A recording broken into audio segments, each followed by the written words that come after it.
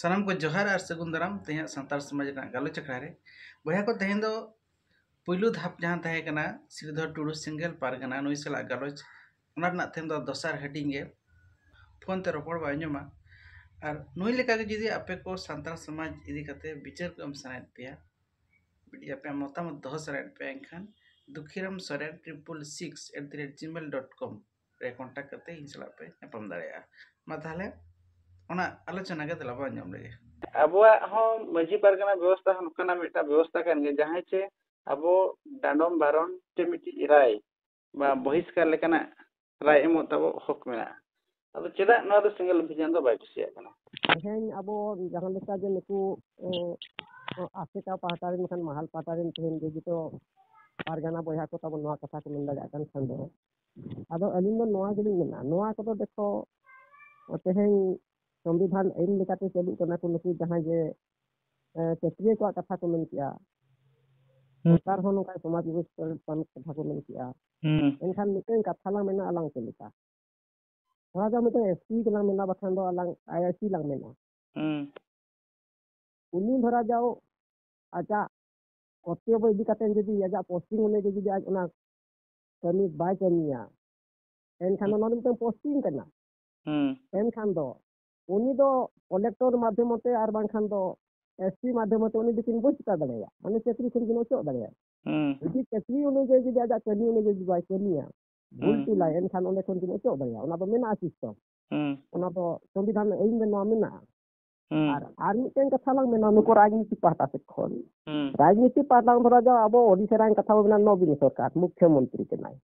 ᱟᱡ ᱞᱟᱛᱟᱨ ᱨᱮ ᱟᱹᱰᱤᱜᱟᱱ ᱢᱮᱱᱟᱜ ᱠᱚᱣᱟ ML ᱠᱚ ᱢᱮᱱᱟᱜ ᱠᱚᱣᱟ MP ᱠᱚ ᱢᱮᱱᱟᱜ ᱠᱚᱣᱟ ᱡᱤᱞᱟ ᱯᱚᱨᱤᱥᱚᱫ ᱠᱚ ᱢᱮᱱᱟᱜ ᱠᱚᱣᱟ ᱟᱡᱟᱜ ᱯᱟर्टी ᱠᱷᱚᱱ ᱡᱩᱫᱤ ᱩᱱᱠᱩ ᱦᱚᱸ ᱡᱟᱦᱟᱱᱟᱜ ᱜᱮ ᱡᱩᱫᱤ ᱯᱟर्टी ᱚᱱᱩᱡᱟᱭᱤ ᱡᱩᱫᱤ ᱵᱟᱠᱚ ᱠᱟᱹᱢᱤᱭᱟ ᱯᱟर्टी ᱵᱟᱦᱨᱮ ᱠᱚ ᱠᱟᱹᱢᱤᱭᱟ ᱮᱱᱠᱷᱟᱱ ᱩᱱᱠᱩ ᱦᱚᱸ ᱯᱟर्टी ᱠᱷᱚᱱᱮ ᱚᱪᱚᱜ ᱫᱟᱲᱮᱭᱟ ᱠᱚᱣᱟ ᱱᱚᱣᱟ ᱫᱚ ᱥᱤᱥᱴᱮᱢ ᱚᱱᱠᱟᱱᱟ ᱟᱫᱚ ᱱᱩᱠᱩ ᱡᱮ ᱡᱟᱦᱟᱸ ᱢᱟᱹᱡᱷᱤ ᱯᱟᱨᱜᱟᱱᱟ ᱢᱟᱦᱟᱞᱮ ᱦᱩᱭ ᱠᱚ ᱟᱨ ᱵᱟᱝᱠᱷᱟᱱ ᱟᱥᱮᱠᱟᱭ ᱦᱩᱭ ᱠᱚ ᱱᱚᱣᱟ ᱫᱚ ᱟᱵᱚ ᱫᱚ ᱚᱥᱚᱝᱵᱤᱫᱷᱟᱱᱤᱠ ᱠᱟᱱᱟ ᱥᱚᱝᱵᱤᱫᱷᱟᱱᱤक ᱠᱟᱱᱟ ᱯᱟᱸᱡᱟ ᱫᱚ ᱵᱟᱝ ᱫᱚᱨᱠᱟᱨᱟ ᱟᱵᱚ ᱟᱵᱚ ᱫᱚ ᱦᱩᱭᱩᱜ ᱠᱟᱱᱟ ᱵᱚ ᱥᱚᱢᱟᱡᱽ ᱠᱟᱱᱟ ᱟᱹᱛᱩ ᱨᱤᱱᱤᱡ ᱡᱟᱦᱟᱸᱭ ᱯᱚᱨᱡᱟ ᱠᱟᱱᱟᱭ ᱯᱟᱨᱜᱟᱱᱟ ᱢᱟᱦᱟᱞᱮ ᱦᱩᱭ ᱠᱚ ᱜᱚᱢᱠᱮ ᱢᱟᱹᱡᱷᱤ ᱯᱟᱨᱜᱟᱱᱟ ᱢᱟᱦᱟᱞᱮ ᱦᱩᱭ ᱠᱚ ᱠᱤংᱵᱟ ᱟᱥᱮᱠᱟᱭ ᱦᱩᱭ ᱠᱚ ᱠᱤংᱵᱟ ᱥᱮᱸᱜᱮᱞ ᱚᱵᱷᱤᱡᱟᱱ ᱦᱩᱭ ᱠᱚ ᱱᱩᱭ ᱫᱚ ᱢᱤᱫᱴᱮᱱ ᱥᱚᱢᱟᱡᱽ ᱠᱷᱚᱱᱮ ᱥᱚᱝᱜᱚᱴᱷᱚᱱ ᱟᱠᱟᱱᱟ ᱥᱚᱢᱟᱡᱽ ᱛᱟᱞᱟ ᱨᱤᱱᱤᱡ ᱠᱟᱱᱟᱭ ᱮᱱᱠᱷᱟᱱ ᱥᱚᱢᱟᱡᱽ ᱫᱚ ᱪᱮᱫ ᱞᱮᱠᱟᱛᱮ ᱥᱚᱢᱟᱡᱽ ᱠᱷᱚᱱ ᱫᱚ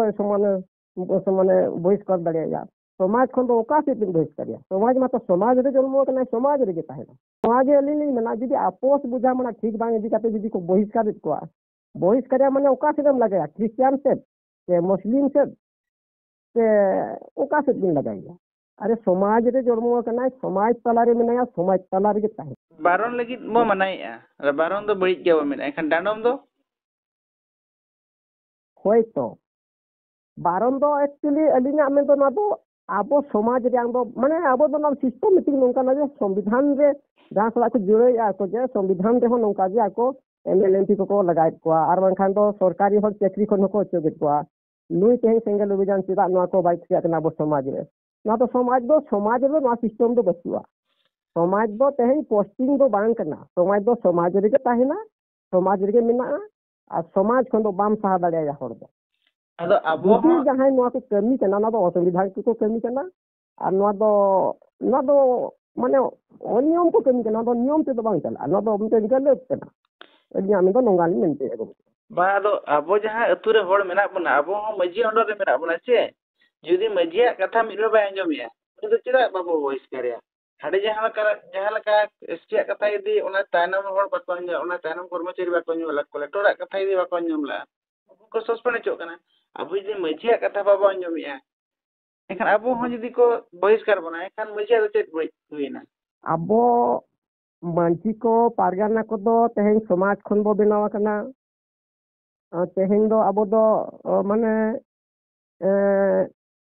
समाज तलारिन कना बोन समाज खन बोन अबो भीतर खन के बोन बाछनाव कना आदो मांझी माले हुई को आसिका हुई को सिंगल अभियान हुई को समाज तलारे मिटन पदवी रे बखान दो पारगाना बखान मांझी बनावा कना समाज भले लगिते समाज रपुर लगिते तो बागा आदो ओना हिसाब ते अलिनी मेना समाज जुदी आमेम बारोनिया समाज जुदी आमेम डांडोमिया तो तुम डांडोम दाड़े लुतुर बेटर लेकाम डांडोम दाड़े ना दो मेना ओने बाको मेना बिन हो आलोय गुजु मा हापा आलोय रपुदो मा इखन समाज बहिष्कार लेका जुदी नय जे आमा समाज खनम सहायया उनी गुटी हो बाम मिसाइया और तेहेन आज दिन सीम सुक्री डंगरी मेरम गिद्रा पिद्रा मीड होड़ा भूल गति तो खान बार होड़ा भूल गति ते जतम बारन काटकोआ अबिना मेन तो डांडम दो ताहेना अबिना मेन तो डांडम दो मेना गया इखन बारन दो बचुआ तो बारन दो बचुआ डांडम दो मेना लुतुर पेटेर लिकम ना अब नोआ जन हाली लई आगोमके लुतुर पेटेर माने तो तिना टका खन दो लुतुर पेटेर बो मेता कना ओना बिन ठोके खन भगिया माने निना खन इना टका तो लुतुर पेटेर और नोआ खन इना तो आर गे चेर ओंका को मेना की होय जुदी मिटेन होर हुडिन होर होय भूल गया और सेना होय भूल गया मध्यम धारा होय भूल गया होर कनाय माने मिद दिन भूल गया आदो जुदी अबिन मिद होर जुदी बिन लुतुर पेटेर लिका खान तो ज्ञान एमाय लिका लगी ते खान दो मिधा बिन बुझा जा ना बिना पैसे पत्र से आर मिधा बिन बुझा दिया बिना पैसे पत्र से जहे दो जतो हुआ उन जतो जाहो तो अबिन बिन डांडम दाड़े अति कोबरे बखान दो मने टका बिन डांडम दाड़े मने साइ बिन डांडम दाड़े और ओना खन बिस्ती तो बिन डांडम दाड़े जुदी एनते हो बाय ज्ञान कान गया एनखान तो संविधानिक आईन लिकाते उनी दो मिटेन दंडो एम हुआ ठीक है माने अबिना लुतुर पेटेर तो अबिना मेन लगा दे तो 500 खन लतार तो लुतुर पेटेर बो मेता ठीक है मिटांग कोड़ा और कुड़ी बापा बांखान जहां के मिटा घारोच रना राय खातिर घारोच रना मिटा बड़ी खातिर अकिन मजी पारगा ठेन किन असरा किन दिले थन और ओंडे विचार हुइना विचार रे जहां राय को अमात किन ओना राय रे कुड़ी चे कोड़ा बाय संतुष्ट लेना उनी जदी ओना राय रे बांग संतुष्ट कते कुट कुचरी ते चलाय ना एनखान उनी जहां बाय संतुष्ट को जहां कुट कुचरी चला को आय उनी लगिन तो मजी पारगना चेरे चिकाया चे बाय चिकाया होय नोआ मेरना गुगली दो उनी दो मजी पारगना को ऑलरेडी मिटा राय को मा जाय आम दो बबुम भूल का नोका चा हाका कमी मेनदे उनी ओना राय रे बांग कुसी कते आजे चलायना कुट कुचरीते नोआ क्षेत्र रे मजी पार चेत तको दायित्व तको ताहेना चेत उनी को चिकाइया नोआ दो गंके अलिंगा उयहर हिसाब ते दो नोआ हुआ थोड़ा मिटेन कुड़ी आर बंखान मिटेन कोड़ा हा कथा तो लंग एहोबिया ना राजा मिटेन कोड़ा बखान कुड़िया कथा आदो बंखान कुड़ी तो बाय दो होकान बाटा आइकान बंखान कोड़ा तो बाय दो होकान बा दोहो कथा तो बांगा कोड़ा और कुड़ी मजी पारगना जहां के 100 जे राय पे मटकिना ओना राय रे एकिन कुसी वकिन बुझोला कुड़ी ते बाय कुसीलन कोड़ा बाय कुसीलन जहां बाय कुसीलन उनी तो कुटे चलायना एखन जहां कुटे चलाओ कना उनी लगी दो मजी पारगना चेत को चिकाया माने उनी तो चला जो ठीक किया जदी कुटे चलाय ना एखन मजी पारगना कथा में लेवल ला रोके तो ओना कथा ना रखाबो कना आदो नोआ दो नोका अलिंगा उयहर हिसाब दो मिटेन कोड़ा आर कुड़ी थोड़ा जाओ मंची पारगना हा लेकाते एको विचार को विचार किना और ओना विचार जुदी हयतो मंची को पारगना को बाको फैसला दाड़िया अकिना कुशी लेकाते जुदी फैसला बाको फैसला दाड़िया एनखान दो उनकिन दो कूट कुचरी होके सेन दाड़िया और जुदी मंची पारगना को फैसला के फैसला पोरे हन जुदी अकिन ओनारे राजी बकिन तहन कना जुट जबरदस्त अकिन माने केस सना किन गया उनकिन दो ओना ते हो केस किन माने कोर्ट किन चलाव दाड़िया जे लेका ते किन चलाव दाड़िया ओंडे दो देखो मंची को और पारगना को आबो दो आको दो आको सिस्टम लेका ते को गालमाराव कितना समाज रा सिस्टम लेका ते को गालमाराव कितना आदो समाज सिस्टम लेकाते जुदी अकिना संतुष्ट बचु किना अकिना कुसी रस्के ओडे अकिन कॉम्प्रोमाइज बचु किना एनखान दो अकिन जुदी अकिन आरहो ओना बांकिन कुसिया एनखान दो उनकिन दो थाना होकिन सेन दाड़िया कोर्ट होकिन सेन दाड़िया नोआ रे दो कोनो माझी को पारगना को आपत्ति तो बचु ना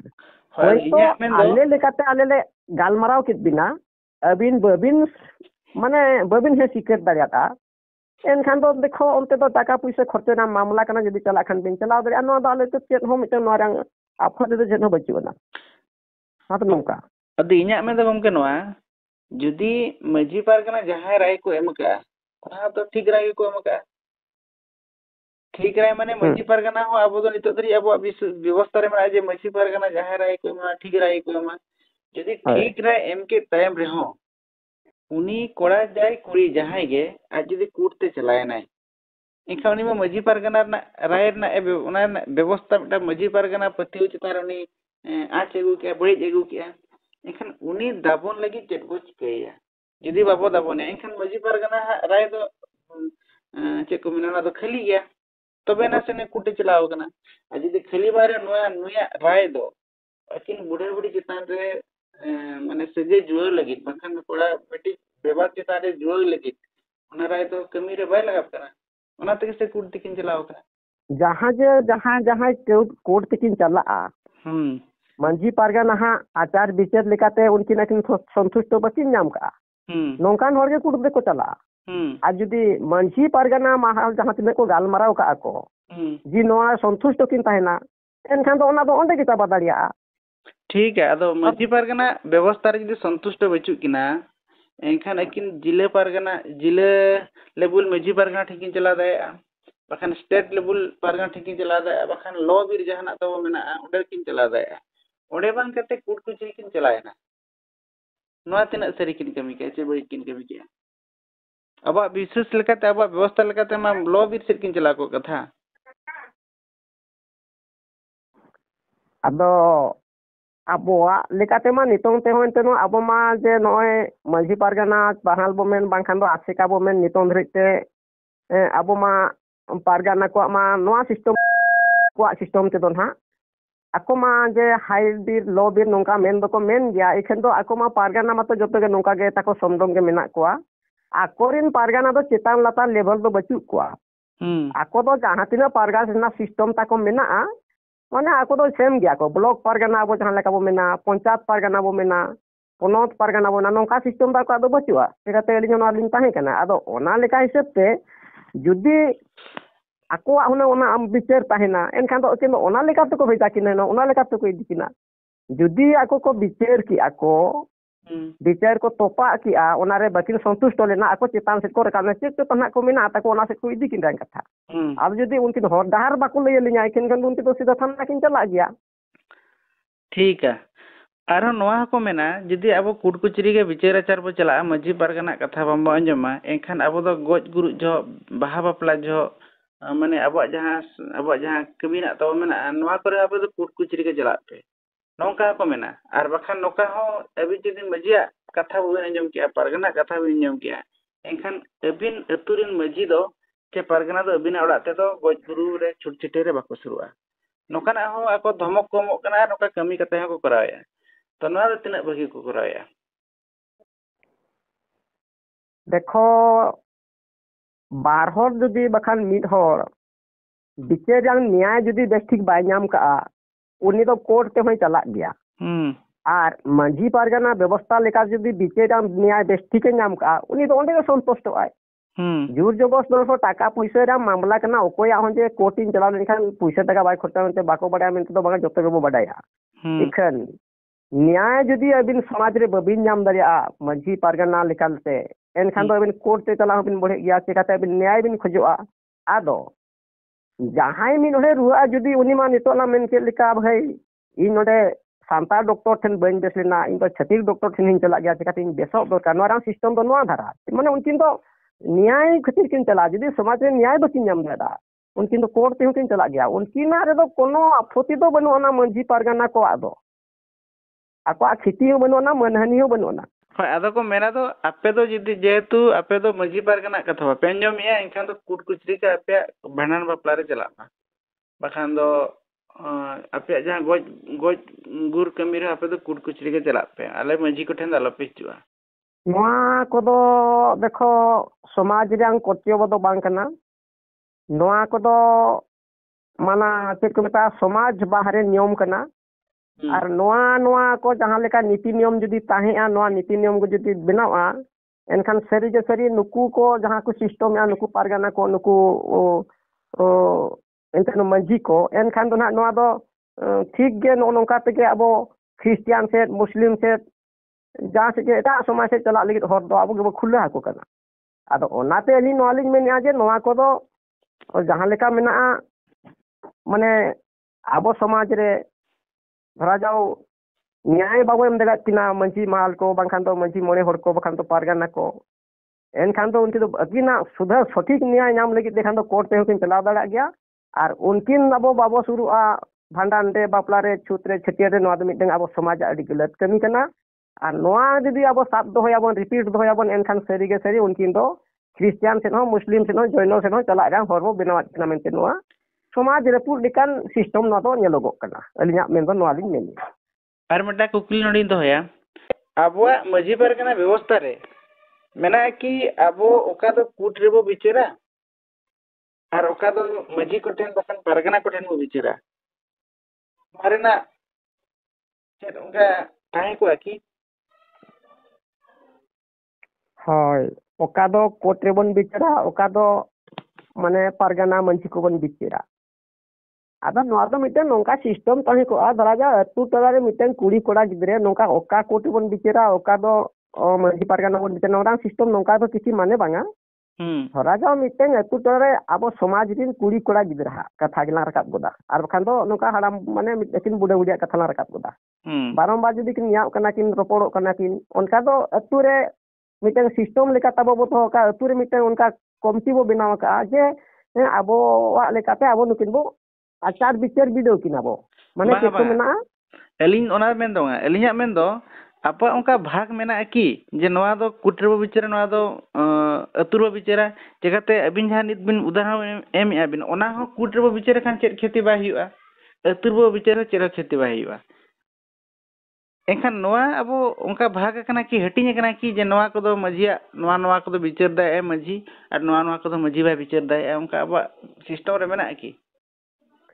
नोआ को दो जहां जहां विचार मेना नोआ को दो सब जते कोर्ट रे विचार दाड़े गो गया होय अब चिता बो बिचारा गोमके जदी कोर्ट रे विचारवा ओना को एखा चिदा अब मजी चिदा ओना रे टेंशन अजथा इदिया ओना विचार लगित नोआ दो नोंका सिस्टम आ जे आबो धरा जाओ नितो ला मेन के लिका कोर्ट रे ओका विचार और मंजी को ओका को विचारा नोआ तो नोआ जो हुआ गोमके तो अलिन में आ धरा जाओ ना तो केस चितान कथा करना धरा जाओ बार हड़ अतु टोला रे किन केस किया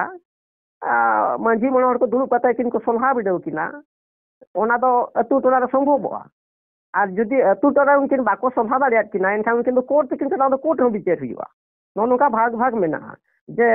कोर्ट रे ओका विचारवा जे मंजी पारगना ओका को विचारा उनका किसी माने तो बांग अब जहां मंजी पारगना सिस्टम रे मेना मिटटांग कोड़ा और कुड़ी जदि नापाम कते किन हेजना एकिन बो बापला किना और कथा बिड़ो लगित हो अबिन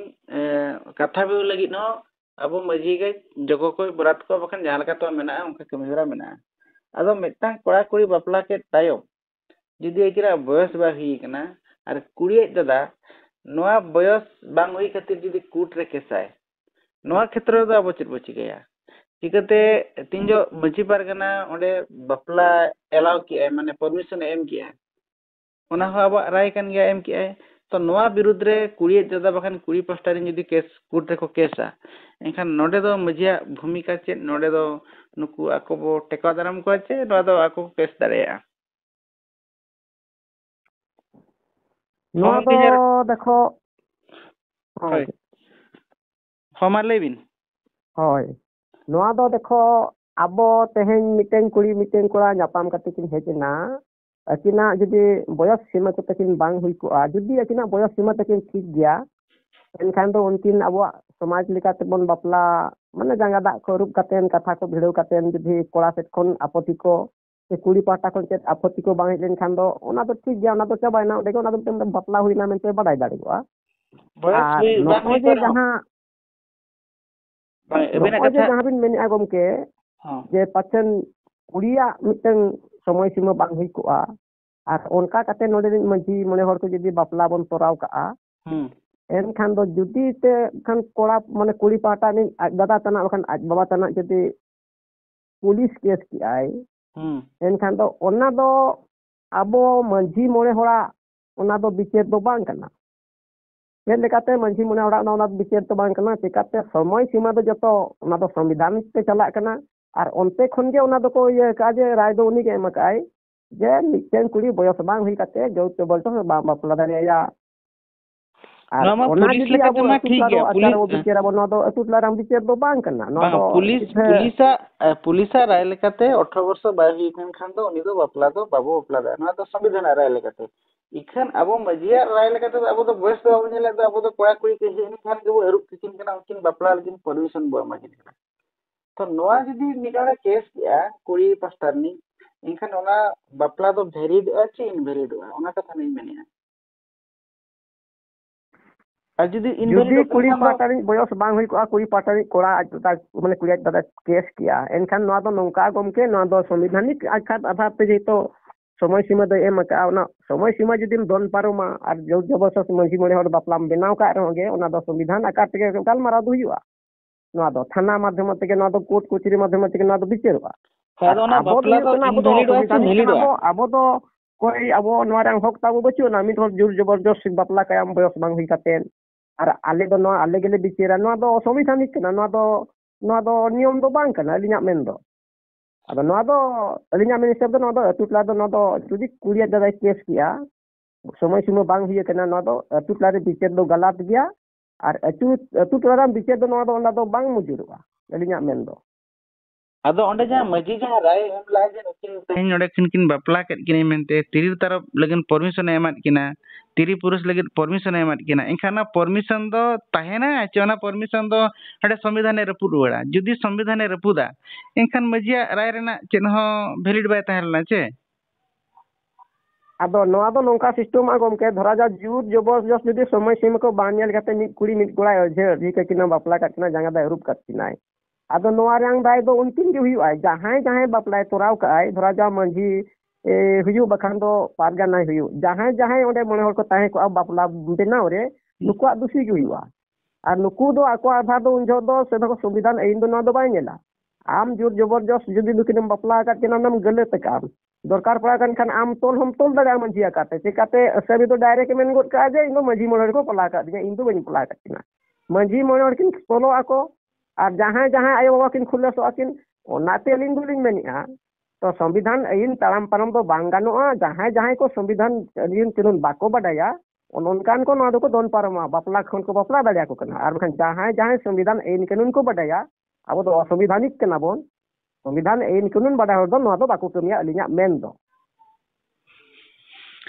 इnya मेन लेकाते दो अब जहां संविधान अबिन जदि अतु सर बिन खुली को संविधान आइन कानून बलिंग बडाय मेनते उनको दो अबिन को मेता बिना जे इन दो जतो आइन बडाया उनका को मेना चे बांगा इखन नोडे जहां नेलोक कना अब जहां संविधान लेकाते तिंगे अब तिरी तरफ इतना संविधान नियम पांटे नाम लगी अब तिरी तरफ रे तब बिचुआ अब निने को कुली कना हम दो छुटकी जनक कनाम चे लबो जनक कनाम ओका लकातेम हेजना अपने ओड़ा रे तिना आप तिना ओड़ा को छिली परिस कना ओना मना बो नेले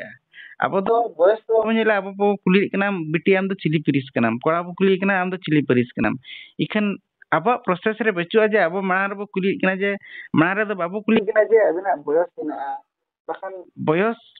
प्रमाण पत्र प्रूफ नाम लगित अब मेटा को जगो बाबू मेताय कना चे तू मणे हड़ बाबू मेताव कना चे मिटी ओको बाबू मेताय कना जे आजा बयस प्रमाण पत्र अगुई पे तापरे ता नुकिन बो जांगा दरा किना नोकाना दो हुए तो ओका अतु सिस्टम करे हुयु कना नितो इखन अब ट्रेडिशन रे दो ना दो बचु अब व्यवस्था दो ना दो बाय ताहे कना एनखान नोडे तो अब दो ओका लकाते संविधान विरोध कमी दो बो कमी कना अब मा नोआ मा मांग रे तो बचुआ जे आले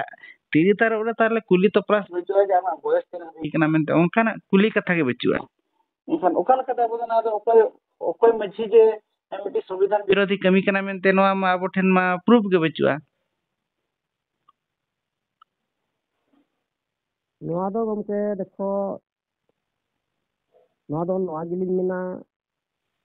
अब ओकोय मंझी संविधान माने विरोध ते कमी कना संविधान आधार ते संविधान बन पारम कते कमी कना नोआ राम प्रूफ दे बचुआ मेरा का नोआ को हुई कना नोआ राम प्रूफ दो नोआ के नामोआ अबिन जहां रे चला दिन देखो बिना मेन किया जे मिटन कुड़ी जुदी आज दादा खान आगे कना एक केस का जुद जबरदस्त समय समय तांग बांग हुए कना ओनारिन दुसी दो जतो उनको जहां जहां बापला कमी हर को ताहे को मंची को बकन पारगना ही को ओनानि दुसी दो उनी हुई आय आर ओनाते नितो लिन मेनिया नो जे अबो बो मेनिया जहां अबिना कुकली लिखा हिसाब से नमा अबो सेदाय खन मेना अबो रायरित लिखा हिसाब से अबो मा समय समय सेदाय खन बाबो नेला ओना तो सेदाय ताहे कना इसे नितों दो अलिन नोआ जे अलिन जहां जहां जे मंजी को पारगना को नोआ गेलिन बडाय चेत को देखो ओना दो मांग ताहे कना जहां बो मेना असंविधानिक नोआ दो आले दो बांग ताहे कना आले दो आलिया के नोआ दो सिस्टम ताहे कना नोका तो नितों दो जहां जहां को तबन संविधान आईन कानून बदन पारमा उनको को दो नोआ दो अभी गलती रे बो कना और अलिन जहां लेका को मेना आलिया सिस्टम के ताले नोंकना सदाय खन आले दो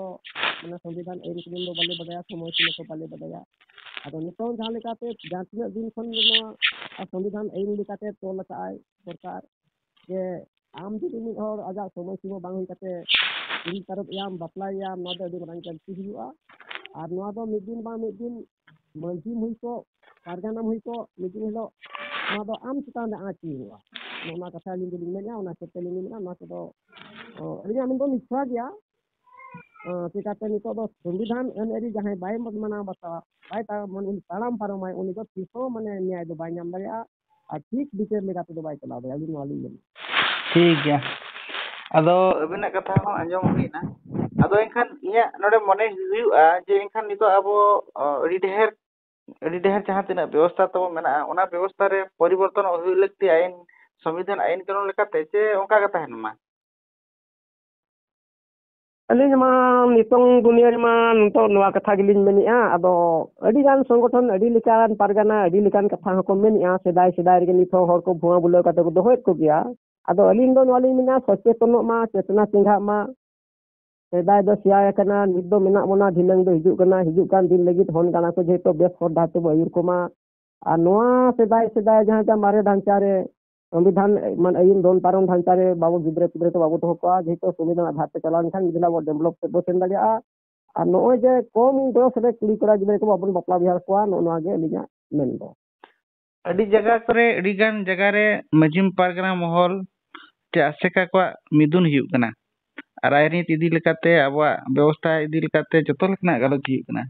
मेखान परिवर्तन बो मेनते नितो धरिते मजी पारगना महल ते आसेका आजा ताई उनका निधरिते बाय सदर का जे नोआ क्षेत्र करबो परिवर्तन मेनते नोआ नोआ दो अडी दिन ताहे करा नेतार दो बगिया मेनते नेतार दो नोआ बदिया मेनते नोखाना ताको बाय नेलो कना नोआ इदी ते चेत बिन मेना नोआ दो देखो प्रत्येक आबो समाज कोन निमिते संगठन बो बनाव का अलिन मिते संगठन काना लिन सेंगल अभियान आको हो जे जार दो आसेका रे मंजी माल रे मेना को अदो देखो ओना दो सिस्टम इदी काते संगठन इदी काते सिस्टम अदो ओको संगठन चोन नितो मेना को निथो सेदाय ढांचा रे मेना को सेदाय सेदाय रे हर को दो हेत को आर नितो अलिन दुरिन मेना देखो हर बो नेतार को कना आर सेदाय सेदाय बो मेना माने ओना दो मिच्छा कथा बो मेना अदो ओना सिटलिका से तो लिनि मेना नितो देखान जुग दो परिवर्तन दो दरकार कान गया आर परिवर्तन बांखान समाज बांग लहा बरम समाज तायम से दुड़ा एंत हो तीस हो माने मांग से दो बाय चलाव दारिया अदो ओना तेलिन मेना मंझी को जहां तिना मेना को आर पारगाना को ताबोन जहां जहां संगठन पाता खन को जहां को कमी कान ताबो सचेतन माको चेतना सिंघा माको जेतो सेदाय सेदाय रे आलो को अर्जव दो को मा जेमन तने तो संविधान आईन आधार पे जतो ताम हुई कना बेड़ हुई कना आर डेवलप दरकार कना नितो दो एटा जति को नेलते आबो बो परिवर्तन बो चेष्टाया उनको बो पांजा को जेतो आबोरिन होन गाना को भविष्य हापेन दिन रे जेतो माने डॉक्टर आईएएस ओएस आईपीएस बिनाव लेका बो चेष्टाया आर हर को लेका माने लाहा को लेका बो चेष्टाया ओना तिलिन मेनिया सेदाय ढांचा दो बगिया खान ठिकुगुआ नोआ गेली सचेतन लिन एमा को कना जहां गे को बैरो बली किंतु अलिना मेन दो नोआ लिन मेनिया सेदाय ढांचा दो बगिया को हुआ नितो दो समाज परिवर्तन को हुआ अलिन दो नोआ लिन मेनिया ठीक है गमके और अबिना जाहो पिया कुकली अबिन दोहो लेत तहे नोआ दोसार हटी रे जतो कुकली ना तला अबिना लेका तबिन लई किया ओना खातिर संताल समाज प्रकाश से अडी सरहाव जोहार।